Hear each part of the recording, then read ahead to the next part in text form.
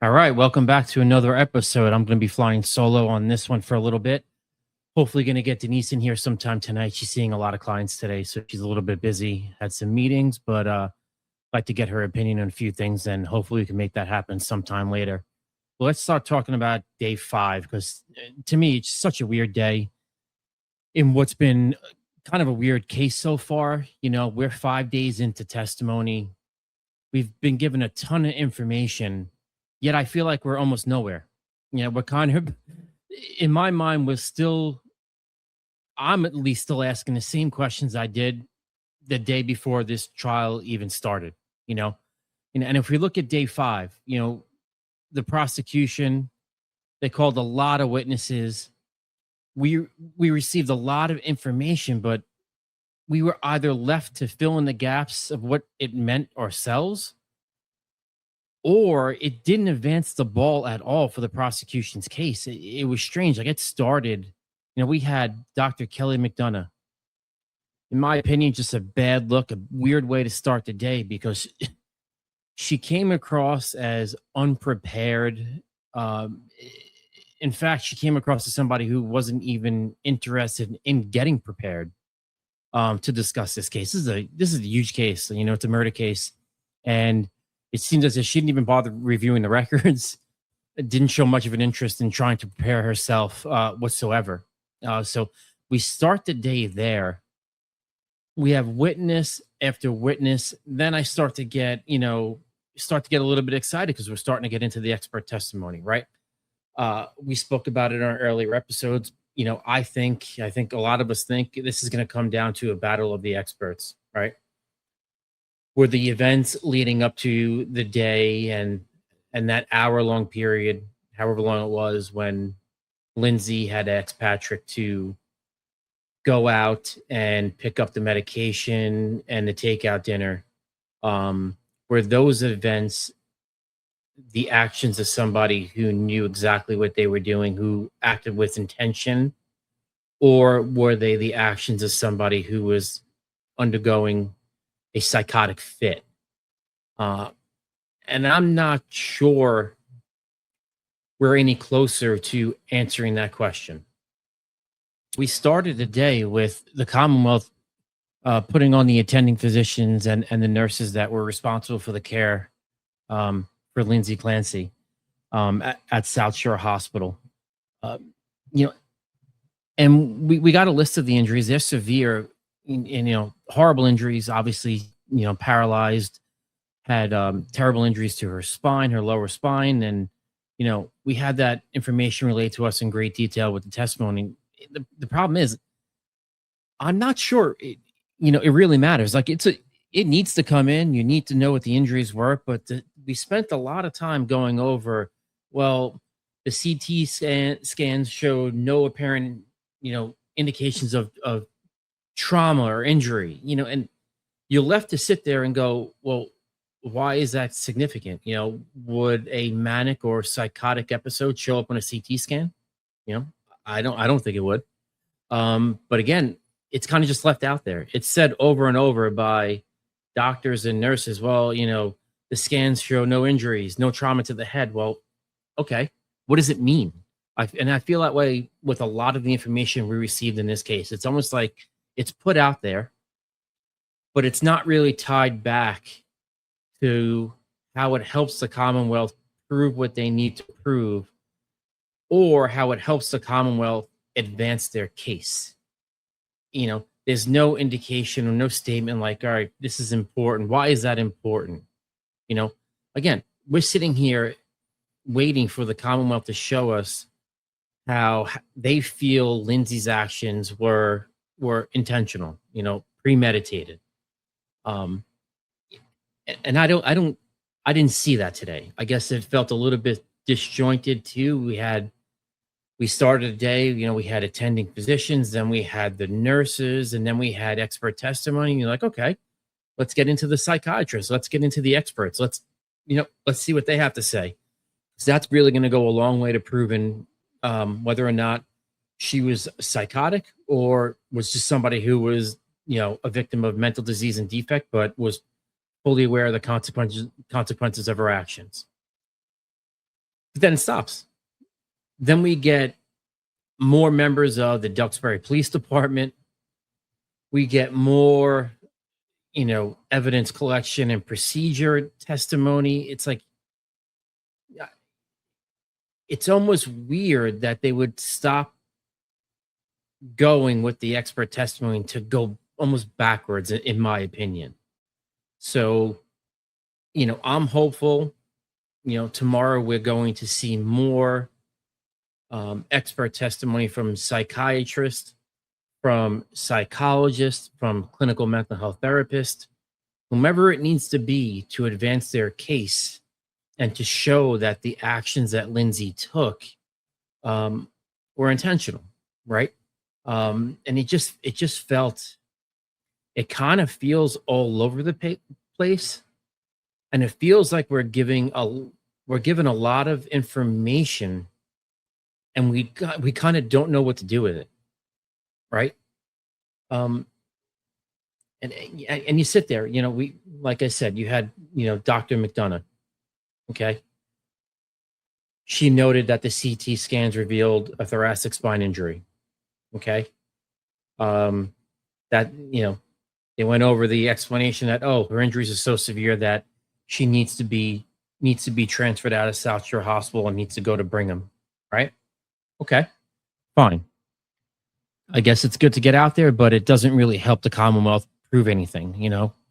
They- they're serious injuries. Obviously, she's in a wheelchair. The jury can see that. Um, and it just doesn't do anything to advance the case. Um, you know, and then upon cross examination, you can see Attorney Reddington kind of getting frustrated with Dr. McDonough. Her inability to recall information, her inability to show an interest in even reviewing the medical records prior to testifying in court.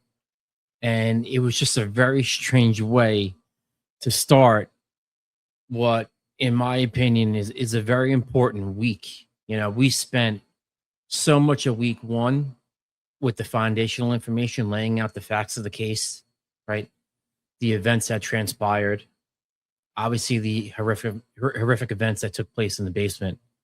And my hope for week two, and the weeks going forward, is all right. Now it's time to show that those events that transpired on January 24th, that they were the work of someone who acted with intention and premeditation, right?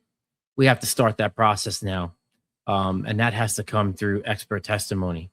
And so far, at least on day one or day five, but day one of the second week, day five of testimony, I don't think we're there. We had witness number two, right? We had Rachel Amity. She was a nurse at Brigham.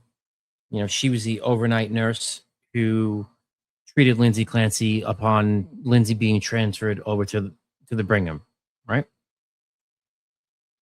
You go through what she testified about, Lindsay coded that night, you know, the fact that Lindsay was able to use a whiteboard to communicate on 4 days later on January 28th, 2023. Um, Sort of the interactions that she had with Lindsay over that, you know, a little bit more than a week long period. You know, she spoke about Lindsay's flat, no emotion either way when detailing and discussing her interactions with Lindsay. The problem is, okay, no emotion, flat. Is that because she's still in the midst of a psychotic episode? Or is that because she's simply flat, lacks emotion, can't emote because she's suffers severe mental disease and defect? Doesn't rise to the level of psychosis. It's just maybe this is symptoms of her bipolar.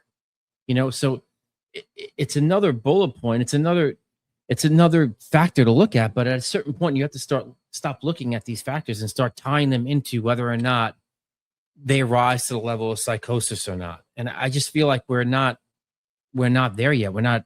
It doesn't seem like we're getting there. And hopefully we do soon, because like I said, we're getting a lot of information. The jury's getting overloaded with all this medical jargon. All the nurses and doctors who went in and out of that room. after Lindsay was transferred to Brigham Young, and at least according to me, I'm not one step closer to saying, okay, I'm getting a little bit more convinced that these were the actions of somebody who knew what they were doing.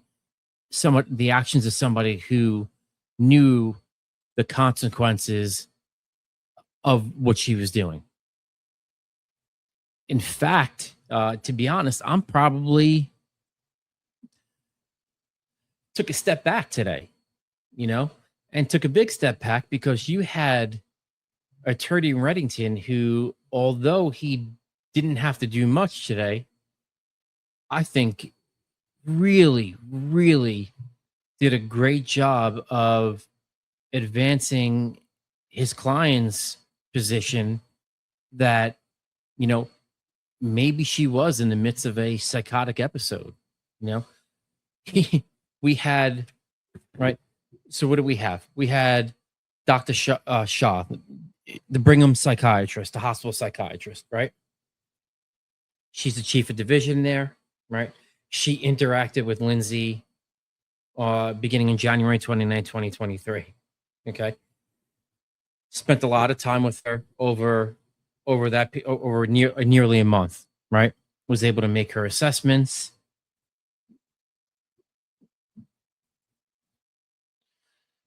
Dr. Shaw's there.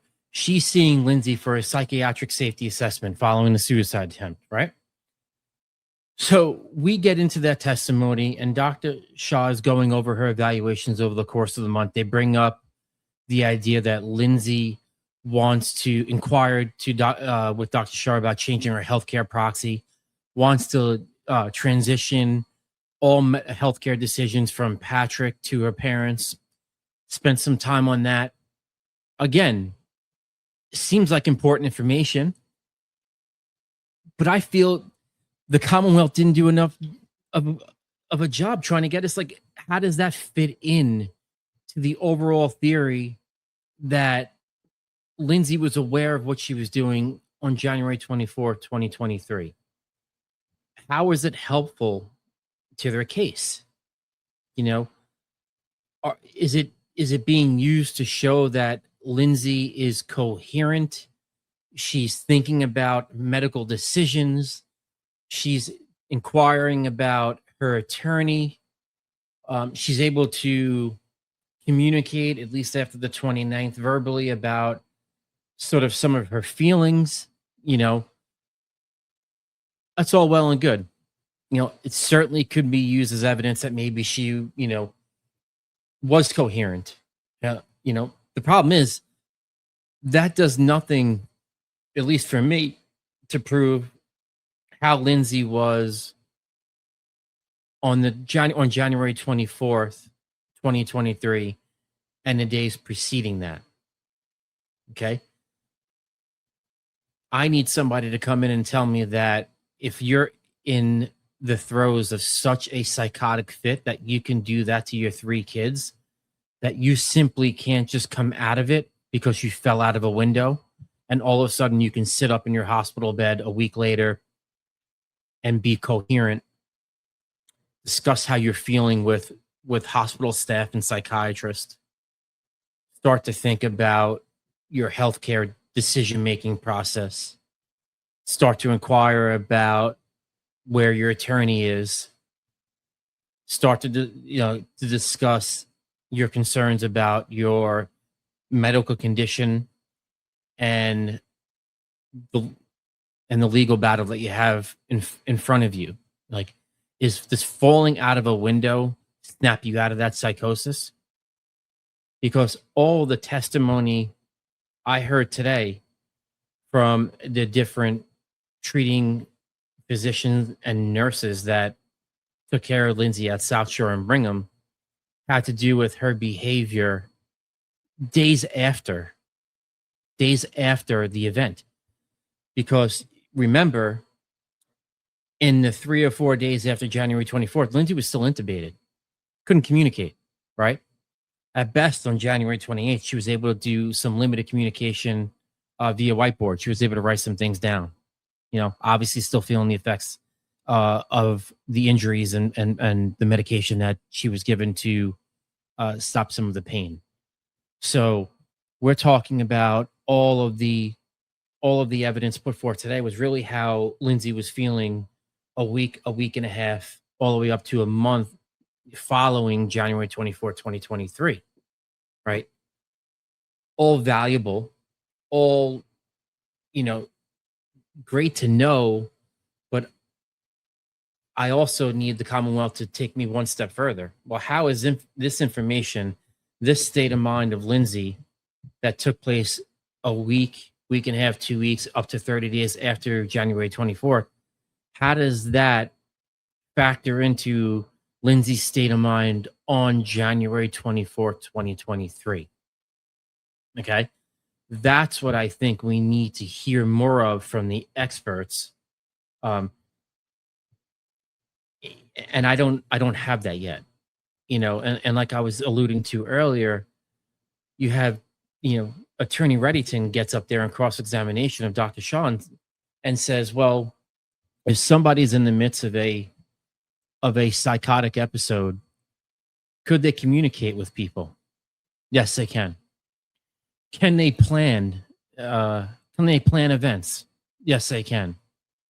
And you sit there and you're like, wow, like he threw the strongest punch of the day. Like now you're sitting there going, it throws your whole. If you were leaning towards the fact that Lindsay acted intentionally, that really throws a wrench in some of your thought process. You really have to start to question, wait a minute, if the chief psychiatrist for the hospital is saying that somebody in the midst of a psychotic break could still show some quote unquote normal behavior, like being able to interact with people, being able to plan events and organize, and still be in the middle of a psychotic break, you really start to question everything else in this case. And I thought he did a fantastic job of just getting that in through a couple of questions on cross, and really threw a wrench, in my opinion, into the entire day's worth of testimony. Whatever good came out of the state's presentation, and there was good. You had some discussions with Dr. Shaw and her medical team, Lindsay's medical team, about, well, maybe she showed signs of hypomania, right, as a result of the bipolar diagnosis, right? And some indication from those experts that, hypomania doesn't necessarily rise to psychosis. It's kind of the pathway up to it. Okay. And we'll have hopefully Denise on later to help us discuss more about that. So I'll save that discussion for later. But you know, that's fascinating. That starts to get into some really good territory for the Commonwealth. Well, maybe Lindsay was hypomanic. That's why she was uh, exercising early in the morning, was hell bent on getting her garage cleaned out, right? Doing these sort of hypomanic behaviors, but not rising to the level yet of full blown psychosis, right? So that was great testimony. That came out helpful for the Commonwealth, but then I think just Attorney Reddington just took a sledgehammer to all the progress, if any, that was made on the day from the Commonwealth, and just by really just asking Dr. Shaw just a few questions, like it really does make you doubt, whether or not Lindsay could have been in the middle of a psychotic event and still did what she did, as far as calling up the 3V restaurant, placing an order, coherently giving Patrick's name and phone number, calling the manager at CVS, inquiring about the Pedialyte, right? Doing all these quote unquote normal things that you would do during that time period, and still be in the middle of a psychotic break. Like, you left Dr. Shaw's testimony almost going, at least according to those few questions that Attorney Reddington brought up, it seems like it's possible, right? So where do we go from here? If it's possible, then I think the only place we could go is now the Commonwealth has to put on experts to really nail down and do almost a TikTok of the events of January 24 and show how each event could not be done by somebody who's in the middle of a psychotic break, right? I think that has to happen. And I was hopeful that that's where we were going, but then we kind of hit the brakes. We hit the brakes in the medical testimony and we went straight back to first responders and law enforcement, and we had some minor testimony about, blood samples, urine samples, kind of chain of custody stuff that's not even worth talking about, but it just seemed like it almost felt like the trial came to a screeching halt. And I think it happened at the wrong time because Attorney Reddington threw the haymaker. And then instead of kind of fighting back with more medical testimony, we kind of stopped and went right to the first responders. And I think, obviously, when you plan your witnesses, you line them up. They're not lined up 10 minutes before. They're planned, a day or several days before. You have them ready to go.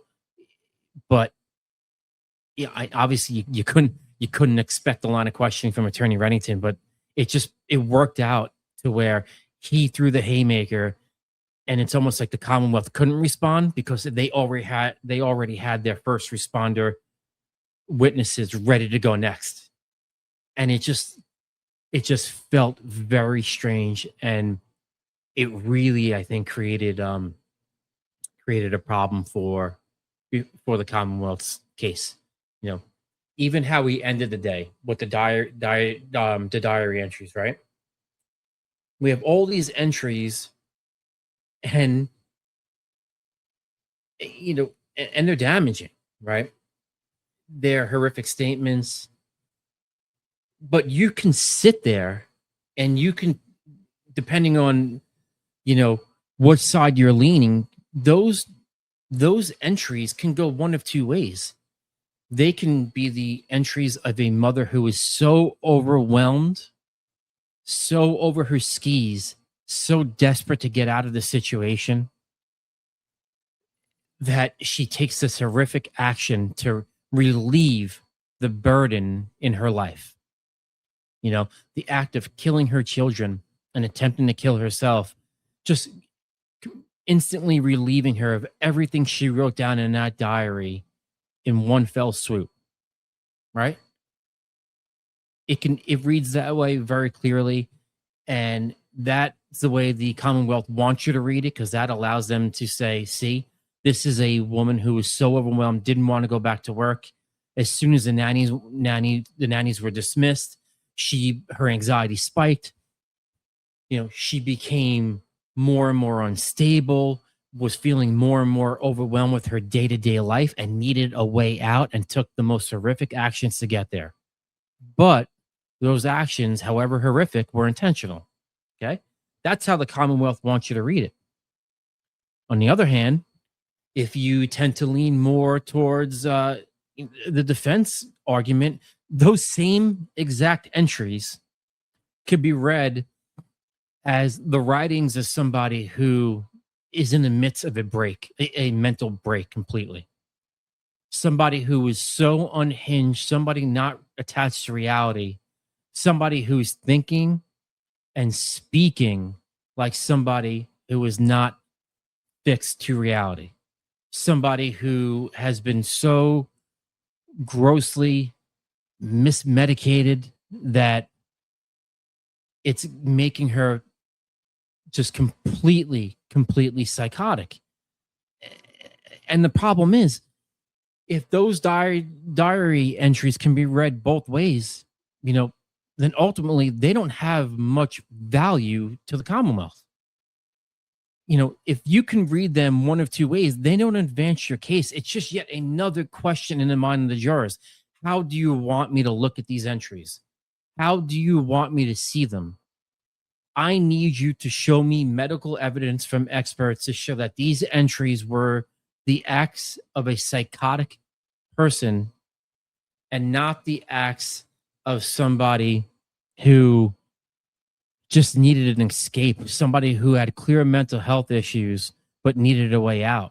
The Commonwealth needs to sit there and go, no, my experts will show you, ladies and gentlemen of the jury, that these writings were somebody who was just overwhelmed, somebody whose mental health we don't dispute. However, they're not the writings of a madman. They're not the writings of somebody who's psychotic. It's simply the writings of somebody who was so overwhelmed that they needed an immediate way out of their circumstances and their situations and took horrific actions. That's what they need to do. And that's what I trust that they're going to do. You hope to see more expert testimony because they're not there. They're not anywhere near proving what they need to prove. Even in the case where, listen, I know the standard in Massachusetts for their version of insanity. I know it reads a little bit less stringent than most states, but at the end of the day, it's still an incredibly high burden to overcome. Insanity defenses, across all 50 states are just historically difficult to win. Very few insanity cases prevail. But I'll tell you, I'm starting to change my opinion in a sense where, if there's one that's going to be successful, this could be it, unless the Commonwealth takes a step back, they reevaluate, and they start to explain to the jury why the evidence they're putting forth, why it's important. I don't have that yet. I have a lot of facts, but it's almost like I'm giving you a lot of facts. You guys figure out what to do with it. Okay?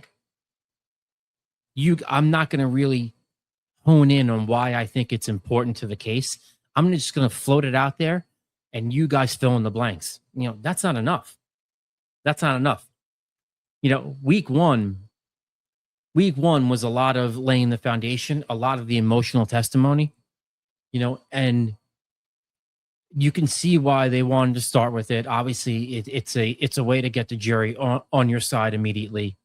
It gets the jury kind of just puts a face to the enemy, so to speak. But those feelings by the jury were not. You can't sustain that throughout the entire case without giving the jury more than look at what she did. Look what she did to the children. Look how terrible it is. Like, you need more than emotion in this case. You really do. And I just don't think we got that today. I think we got a very disjointed day of testimony. A lot about Lindsay's injuries, and I just don't see how the severity of Lindsay's injuries, how that's relevant at all to helping the Commonwealth kind of move their case forward. I just think we're spending a lot of time. Like, I think they have to kind of back off. And if in fact they're intimating that Lindsay's injuries, aren't as severe as the defense is letting you believe, she didn't really intend to kill herself. It was kind of just a way to cover up, to make it seem like she was undergoing a psychotic break, to cover up the actions of that day. God, I would back off that argument. I don't think it's going anywhere. I think it's going to fall flat. When somebody has that level of damage to their spine, when somebody suffered that level of injury, it's not an argument I think I would pin my hopes on. I think they have to back off on it, really get their expert testimony in there to prove, and sit there and give me a TikTok and how I want you to line up the events of the 24th. I want you to line up an expert to testify. Show me how those facts relate to Lindsay acting intentionally. I need medical experts to tell me that. I'm an expert in bipolar. I'm an expert in PPP.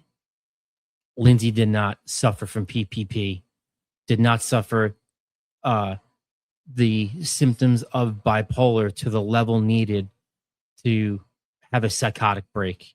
that these were the actions of somebody who was desperate, who was overwhelmed, and just needed a way out.